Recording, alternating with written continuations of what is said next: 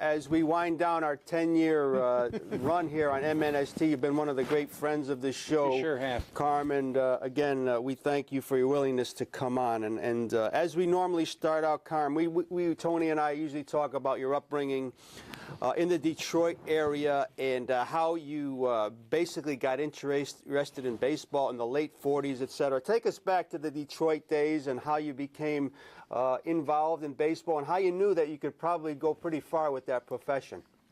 Well, I'd always wanted to be a ball player growing up, and everybody that I hung out with, they had the same kind of dreams. But I think I got my first baseball glove when I was 5, but my dad spent a lot of time with me, and I just always loved baseball, and I used to sit on the front porch and with a couple gloves and just wait for people to walk down the street and ask them if they wanted to play catch. But, yeah, I just always wanted to be a ball player, and I was fortunate enough that I was able to live out my dream. But so many people have the same dreams and don't get the results that I did or get lucky like I did. Did you follow the Detroit teams, Carm, when you were a kid? Oh, for sure. Yeah. But to this day, I'm still a Detroiter, and even though I've been out here for 40 years, but I still pull for the Detroit teams in the fact that Detroit has had such bad luck, lately, economically, that I just keep hoping that sports teams, they can generate, money and maybe get Detroit back on its feet again. Again, for our fans out there watching, Carmen played parts of 5 seasons in the majors from 70 to 74 with the Red Sox and Cubs. A lucky guy to have played his career both in Fenway Park and Wrigley Field. We'll get to a little bit that as we go on. Tony, questions for Carm. And Carm, good evening. It's always a pleasure to have you, and you've been one of our founding guests here, and we're really happy to have you tonight. Well, thank you, Tony. It's my honor to be here. Thank you. And I would like for you to talk about how you got to the Boston Red Sox and your meetings with a gentleman by the name of Ted Williams. Well, when I was in high school and starting college, I got, of course, I got scouted out of high school, and being a Detroiter, I worked out at Tiger Stadium a few times, and they offered me a contract, I think, when I finished high school, but there was no money involved, and my dad thought it would be best for me to go to college, which I'm really glad that I did. And so when it came to the time that I think I finished my last year of college in 1963, and there were 2 clubs that were kind of interested in me, the Pirates and the Red Sox. And it came down that the Red Sox were the only club that offered me a contract. So that's when I signed with them, and gladly so, because without them offering me a contract, I wouldn't have been able to live out my dream and play professional baseball. But then after I, signed with Boston, and I spent 7 years in their system, but after about 3 or 4 years in the minors, we were in Ocala, Florida, and Ted Williams was the minor league roving coach. And, of course, Ted Williams and I not only shared the same birthday, but, of course, everybody just idolized him, and anytime he spoke, it was like God speaking to all of us. But this one particular spring, for some reason, he noticed something. I was sitting in the cage, and I took some swings. He said, "Have you always hit that way?" And I said, "Yeah, kind of." He said, "You're not moving your hands. You're not getting them started. You're losing all kind of power." So just in the next couple of swings in the cage, the ball started jumping off my bat. And for the rest of the week, he noticed everything I did. I was taking ground balls at first base, and he was remarking that I had good hands, and everything that I did that week.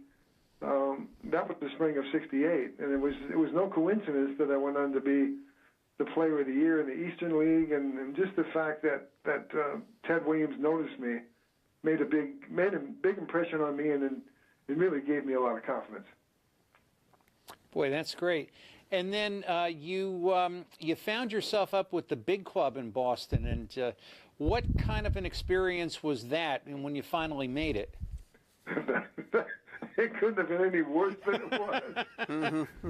I was in Louisville, and around the middle of July, I had a pretty good doubleheader, and Billy Gardner was my manager. And after the doubleheader, he called me in. He said, the Sox are calling you up. I said, they are. Almost like, why do they want me? So, they after spending about 7 years in the minors, I go to Boston, and for the first day or two, I wasn't eligible because there wasn't a roster spot. But at that point, George Scott was playing third base, and while I was sitting in the stands, he gets hurt and breaks his wrist. And all I could think of, this is like somebody that wrote the script. This is the way it's supposed to happen. I get here, and I'm a third baseman, and Scott breaks his wrist, and I might get a chance to play. But it never worked out that way because I just got just a few at-bats, and Eddie Casco was the manager, and he was my manager the year before at Louisville. And I only played a couple weeks there before I got hurt and had back surgery. So he really didn't really see me, didn't really know what I could do.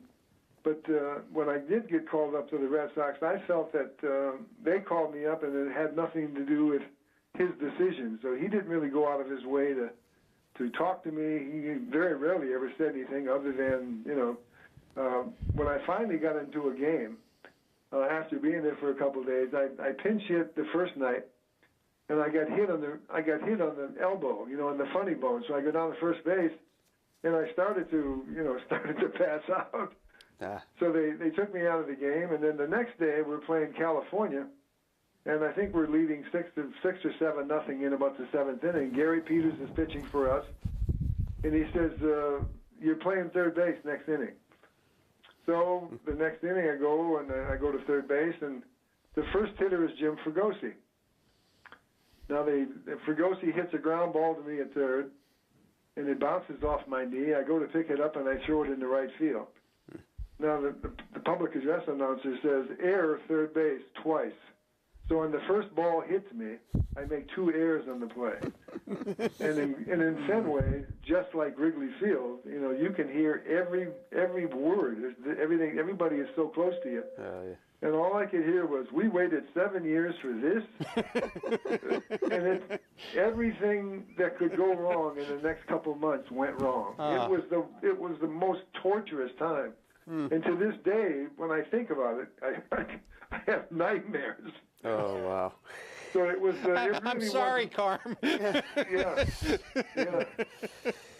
And of course, you had mentioned a couple players on that team, Tony, in 1970. You're George Scott, right. Gary Peters, Yastrzemski, our good friend Rico Petrocelli, Lonborg, and Siebert, and right. And the Conigliaro brothers were there also. Well, that was my question, Carm. Tony Conigliaro.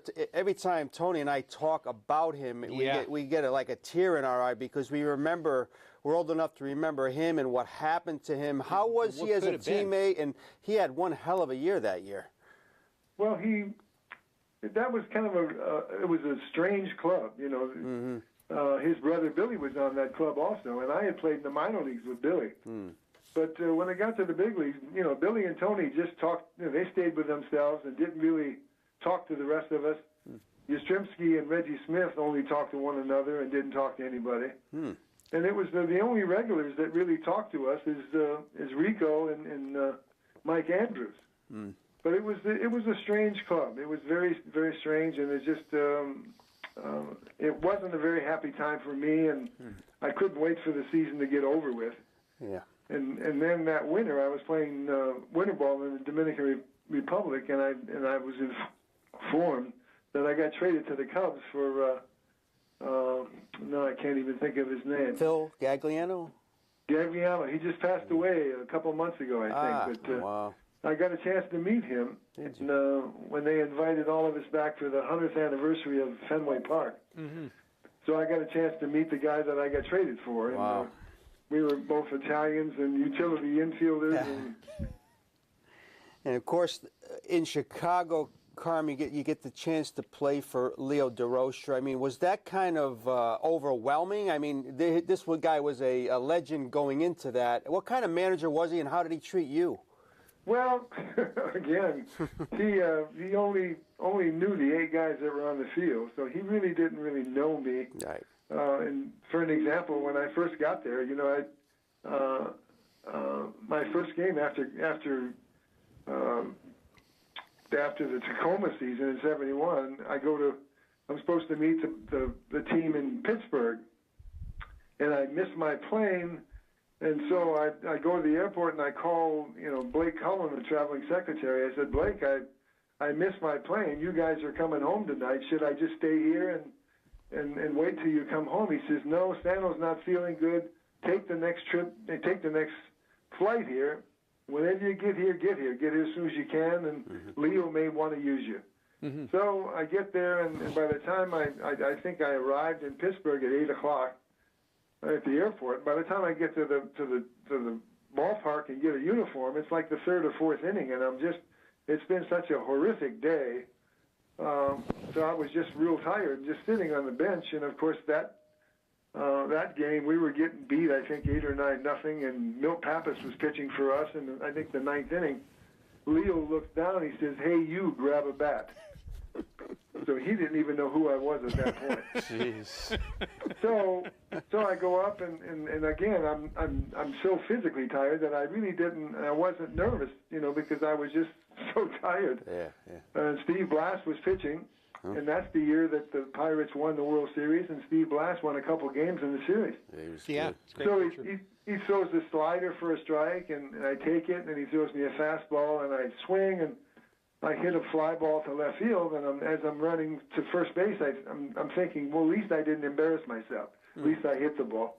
So I'm rounding first base, and as I go to second base, I think Stargill's in left and Gene Klein's is in center, and the ball goes over the fence. So on my first at-bat in the National League, I hit a home run. So, you know, the fact that the fortunes completely changed, and the whole setting was completely different than Boston. Everything that could go wrong in Boston went wrong, and I was starting on a good foot here in Chicago. Boy, that's great. On the air with Carmen Fanzone, Tony. And Carm, you know, I don't think I ever asked you this. You caught the last out of the Pappas no-hitter in 1972, where he forever excoriated Bruce Froemming for blowing the call. What was that like? And, you know, with sort of a family broadcast, what did he say to Froemming, and what did he say when he got in the locker room? Well, he probably said everything that was, you know, humanly possible. You know, and you know, through the years, you know, it was a ball, but I've seen worse pitches called strikes. And in that situation, 3-2, you know, 3-2 on the hitter, he's pitching a perfect game. Froemming, you know, who was a rookie umpire at that point, I think, should have told the hitter, if the ball is not on the back screen, swing it. You know, but it was just he was cantankerous from the first day he started, and then 20 years later he was just as cantankerous. But it was a ball, but it could have been called a strike, and nobody would have said boo about it. So of course Pappas was pretty upset, and rightly so. And I've gotten some notoriety through the years because I happened to be playing second base that year or that game. And the last out was, you know, popped up to me, and I was glad that it wasn't a ground ball. I just didn't want to deal with a ground ball. That's for sure. Yeah, and as far as, like, on that Cubs team, I mean, you had some incredible personalities, Pappas, Pepitones, Banks, Sano, Jenkins. I mean, tell us a little bit about having Pepitone as a teammate. Well, he was different to say the least. You know, Joey, yeah. He's you know, it's amazing. I've seen him a few times through the years at fantasy camps, and it amazes me that he's still alive. Yeah. He's done everything possible that a human being can do. He was a personality from the day he was born, I would imagine, and then playing with the Yankees and having some notoriety in New York, and he's just a different kind of animal, but he was a very talented guy. You know, he never worked at it, but he he had so much talent that he didn't really have to work at it. That's very true. Yeah.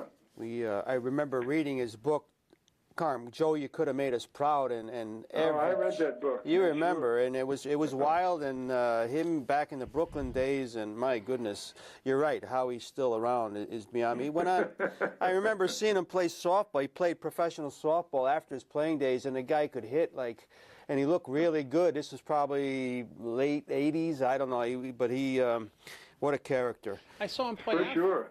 I saw him play outfield in Yankee Stadium. He was a better center fielder than Mantle. He was unbelievable. Yeah. He was supposed to be the heir apparent to center field when he first came up. Wow. Yeah, he was a very talented guy. Very talented guy. And Carm, we've gone into detail in the past about your musical ability, how you played the national anthem before a Cubs game. I wanted to ask you how that all came about, but for our fans out there, Carm became a very accomplished flugelhorn player, and of course his wife is Emmy Award nominee Sue Rainey. But tell us about playing the national anthem before a Cub game. How did that actually materialize, Carm? Well, it's just through my baseball career, I was always known as a musician. You know, every time that somebody would always ask me about music and stuff, and every time I got interviewed by Jack Brickhouse in Chicago, you know, they were always talking about my trumpet playing because I didn't play that much, so they really couldn't talk about the baseball side of it. But you know, I started playing baseball in the Sandlots in Detroit when I was 7, and I started playing the trumpet when I was 8. So I've done them both all my life. And when I went to college, I majored in music. So the fact of being a music major and playing an intercollegiate sport, you know, that music majors had never seen that before. You know, I remember our first marching band camp that I went to. You know, that one of the breaks in the festivities, you know, they had some athletic things around, football and baseball and stuff, and I remember picking up a football and throwing it, and all my music majors looked at me and said, "Do you know how to throw that thing?" Yeah, it was different, but I've been pretty lucky and pretty fortunate that I've been able to do the things that I really love doing. Yeah, and to play that Star Spangled Banner, I mean, it must have been a memorable experience. I imagine the fans went crazy, Carm. Well, the thing was, you know, there was a guy that started to manage in Chicago. He's the one that got me tied up with LeBlanc, the music instrument company. So the LeBlanc people gave me a trumpet, and part of it, he arranged this for me to play the national anthem. And the fact that there were so many ironic things about that day. We were playing the Dodgers. It was June 18th, 1972, and it turns out that's my wife Sue's birthday. Wow. And I had never. This is before I met her, and it was also Father's Day, and she was born on Father's Day, which only happens every 7 or 8, 9 years. Sure. So it was so many things that it was very memorable, very memorable. And how did you actually meet your future wife, Sue, Carm? I mean, very talented, great lady. I mean, I'm sure the musicianship had a part of it, but how did you guys come across one another? That's a great question. Well, I was substitute teaching while in the minor leagues. Of course, I'd go back to Detroit each year, and I was substitute teaching. And this one particular day, I was watching the Mike Douglas show. You know, the show out of Philadelphia. Oh, yeah, we love absolutely. Mike Douglas. Yeah. Yeah, so the 4 freshmen were on this particular day, and I was a big 4 freshman fan. I loved their harmony and the fact that they were all instrumentalists, and the trumpet player was Kenny Albers, and he was one of my heroes. And this particular day, when they were on the show, they introduced Sue Rainey. She was, I guess she was doing a nightclub act in Vegas with them, so they introduced her, and of course, I liked what I saw, and when I heard her sing, I immediately became a fan of Sue Rainey. Never, you know, how I'd ever meet her or where, didn't know where she lived or whatever, but, so I started collecting her albums, LPs at that point. And when I moved to L.A., of course, she lived out here, and she was appearing at jazz clubs. And, of course, I would go into jazz clubs and go hear her because I was a big fan of hers. Mm-hmm. And she was married at that point. So it wasn't like, I was just looking and listening from afar. Mm-hmm. And then in the late 70s, early 80s, I started playing with the Baja Marimba Band. And everybody in that band knew of Sue Raining and knew of her situation. And they kind of like, they would give me updates on her situation. And then one thing led to another, and I called her, and it took about a couple months for her to agree to go out with me, and that was like 1981, and 36 years later, we're still together, and I got pretty lucky. Well, that's great. One talented couple. Again, we have like a couple minutes left. Tony, a question?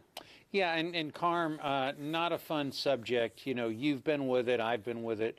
Doug Gladstone's been with it. Mm-hmm. The whole pension situation for you guys that were around pre-1980 without the credited service that you needed then, that of course is not, not necessary now. Can you tell us about your particular situation, what happened to you, and perhaps some of the other conversations you've had with players that are similarly affected? Well, before I forget, Doug, I told Doug that I'd be on with you guys tonight. Oh, great. He said to say hello. Oh, excellent. Great. But anyway, it's kind of ironic. In 1972, my first full year with the Cubs, we went on strike for the pension fund. So it's kind of ironic that now here's years later that we're looking on the outside, looking in, and we don't have a pension. But the pension went from 5 years to 4 years to be vested. And then in 1980, they made that momentous decision to change it from 4 years to 43 days to be vested. Wow. But they forgot to include the guys that played prior to 80. Whether they forgot to include us or they meant to not to include us, but we got kind of we got short end of the stick. Mm-hmm. And about 6-7 years ago, they started giving us a dollar amount each year, based on how many quarters that you've been spent in the big leagues. But it's not a pension. Sometimes to me, Sue doesn't get that. Mm-hmm. So it's we've been fighting Gladstone. I just can't say enough about him. He's been such a warrior. And, he sure has. Boy, if I have to go in the foxhole, I want him next to me. Yeah. Mm-hmm. He's just a wonderful guy, and his book that he wrote, The Bitter Cup of Coffee, really helped us get what we have. But we're still marching on, and we're just keep hoping that we can embarrass baseball and the Players Association enough that they might. They'll finally do something. So do we, Carm. Yeah. I sure hope so. It's just the right thing to do, and it's not about money. The pension fund is $2.7 billion strong. It's not about money. Mm-hmm. No. It's just a matter of somebody wanting to do the right thing. And it's just, I don't get it. It's just everything's usually about money, but this isn't about money. No, it's not a question of that. And we Tony and I were talking at length before, Carm. We're not talking about that many players involved either. Well, each day it gets smaller and smaller. Right. We were about 1,200 guys, and now I think it's right around 500. Yeah, less than half. Of us are getting younger, but it's just maybe that's what they're waiting for, that it will all die off. Well, we're hoping for the best, and we'll continue to spread that word out there any way we can. Tony, thank you. Anytime, no, Carl. I know you got to get going, and we have another guest coming up. But again, it's been such a pleasure talking with you over the years. We'll continue to stay in touch, but we want to thank you for being so gracious and generous with your time. We've enjoyed our conversations, thanks so much, Carm. Give us regards to your wife, and we'll be in touch, sir. Bob and Tony, thank you so much. It was such a pleasure and an honor to be with you guys, and hopefully at some point I'll get back to New York and we can meet face to face. That would be awesome. It would be awesome. You take care, and happy holidays early. Thanks, guys. Good night. Talk to you soon. Good night. Bye now. Bye-bye. Bye-bye. Good friend Carmen Fanzone, Tony. We've had some great conversations with him, and imagine a guy playing a short major league career, but his entire career in Fenway Park and Wrigley Field, huh? And a professional musician. And Professional boy, baseball player. talented guy. And And a Mike Douglas fan. I do remember only on this show. following those Cub Only on teams, this yeah, in the 70s. Yeah. And you'd always hear Fanzone, yeah, he's a utility guy, but man, he can play the trumpet. And I guess if you YouTube it or just or Google it, you will find pictures of him playing it like we had here. I think we had a picture on the screen while we were talking of him playing the national anthem. Can you imagine, Tony? And then, but he used to go out after games and play, right? And play. And he did a lot of jamming over the years. Yes, he and, did. But in his 70s now, and again, his wife, incredibly talented, Tony, multi-Grammy, I think, Yeah. I don't know if I said Emmy, Grammy Award nominee, and in the jazz circles, you know, high up. So, again, we always have a ball talking. What are you going to do when we're Fanzone. gone, folks? We ain't get entertainment like this. Carmen Fanzone. You got to be old to remember Carm, but if you did, it was a lot of fun.